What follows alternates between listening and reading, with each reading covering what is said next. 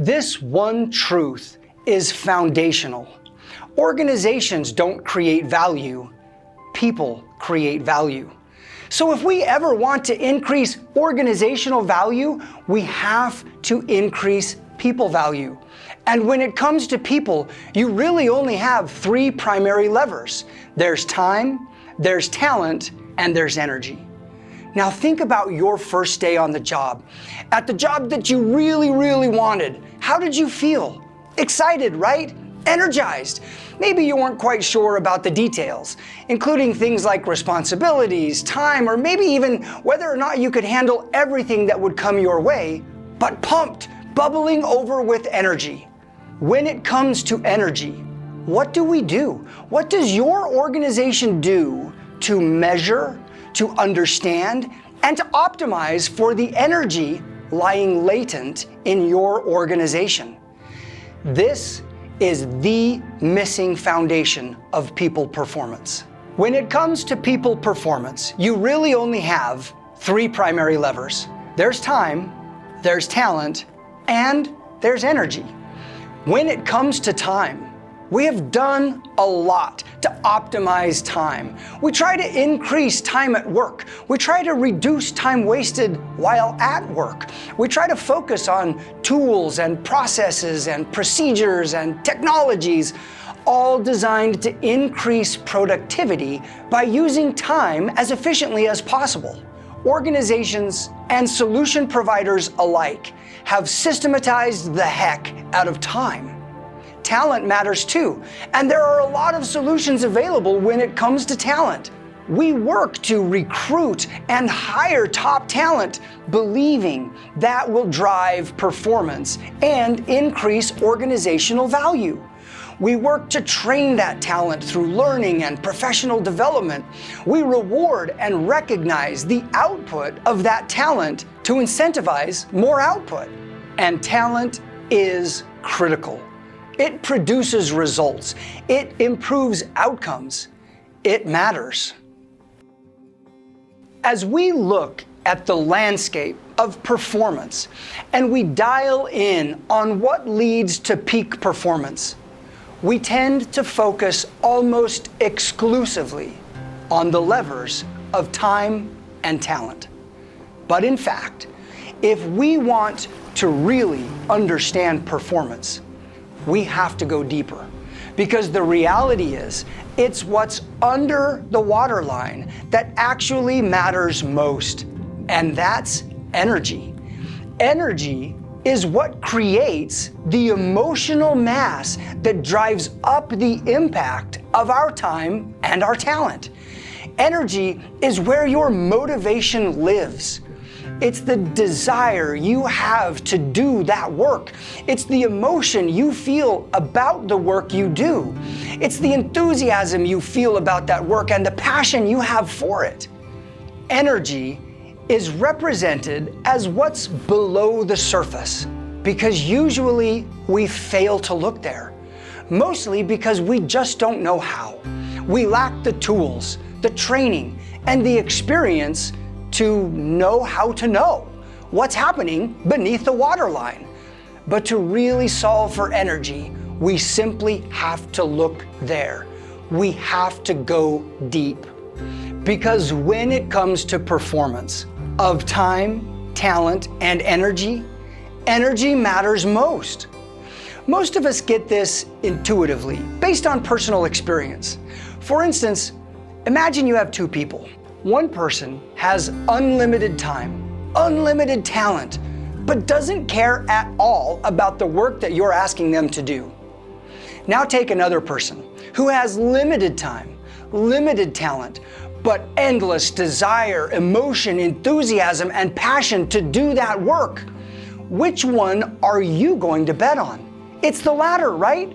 It's the person that has the endless energy that holds the greatest promise. Because of time, talent, and energy, energy matters most. Think of energy, especially at the individual level, as a form of emotional capital. It's the most important capital in our organizations. And yet it's often the area we focus on the least. It's the thing we least understand, and it's the thing that we're least prepared to invest in. It's the thing that matters most, and yet we have no optics there.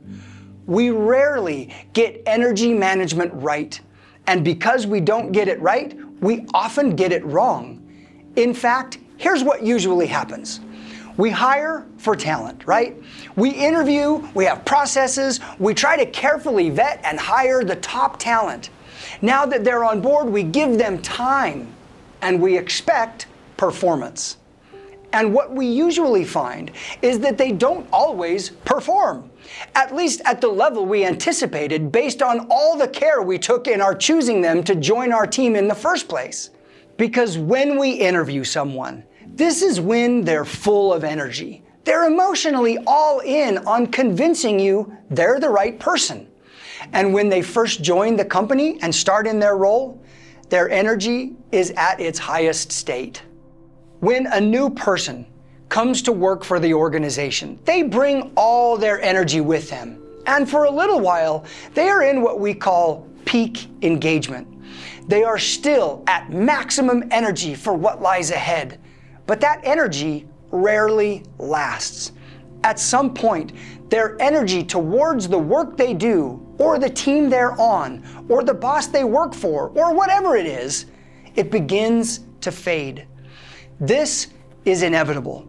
This is the emotional architecture of every journey. And as soon as their energy starts to fade, their performance relies more and more on efficiently engaging the levers of time and talent. Usually, that's just not enough to make up for their fading energy. This all adds up to a performance gap. And of course, we can't have that, so we try to fix it. And how do we fix it? We give them more time. Or we try to help them better use their time. Or we provide tools to increase productivity. But it's not a time problem. Or we try to fix it with talent. We try to train them and give them access to learning, but it's not a talent problem. Ultimately, or at least all too often, we conclude the problem is the talent themselves, and so we let them go. And that just starts the entire churn cycle all over again. We need the organizational ability to accurately identify when the performance gap is an energy problem so that we can actually solve for it. Because again, of time, talent, and energy, energy matters most. Research shows that a disengaged employee is only producing about 20% of their total performance capacity. That's the performance gap. And it isn't about time or talent, it's about energy. They're capable of 100% performance, but owing to an absence of energy, they're only creating 20% of that potential value. What's more, research shows that up to 80% of your workforce is to some degree disengaged, not energized enough to contribute at peak. Think of that. 80% of your workforce doing 20% of the work they're capable of, and all because of an energy problem. And yet, it remains the single thing organizations today are least prepared to solve for, to measure and manage. Because it's not that they don't have enough time. It's not that they don't have the talent. It's all about energy, the power that lies deep below the surface. This one truth is foundational. Organizations don't create value. People create value. So if we want to increase the value of our organizations, we have got to focus on the value created by our people. And if we want to increase the value created by our people, we have to learn to solve for energy. Because when you add energy back to the bottom of the iceberg, you drive back up the impact of time and talent. We have to learn how to measure and manage the energy lying latent in our organizations. That means two important things. We know that what gets measured gets managed, and what gets managed gets improved. So the first thing we have to do is learn how to measure it, to measure energy. And secondly, we have to learn how to manage it. If we care about the creation of organizational value, these two things have simply got to become an organizational competency. And we're here to help. The instruments we provide with the engagement, experience, and satisfaction assessments for individuals and leaders in organizations is how you measure for energy, finally giving the organization optics on what usually is hidden below the waterline of our organizational attention.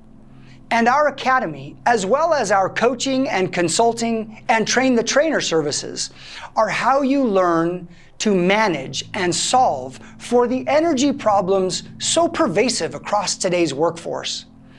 Put simply, learning how to solve for energy is how you put the force of work back into the workforce.